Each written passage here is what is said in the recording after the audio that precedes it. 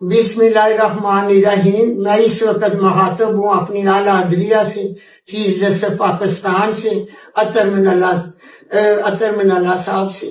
میں وہی عورت ہوں جس کی ویڈیو آپ نے دیکھ کر نوٹس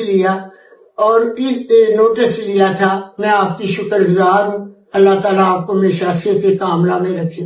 ابھی مجھے پتا چلا ہے کہ میرا بڑا بیٹا عمر ڈار اغوا ہو گیا ہے اور اسے اٹھا کر لے لیا۔ میں بہت پریشان ہوں، میں ایک ماں ہوں۔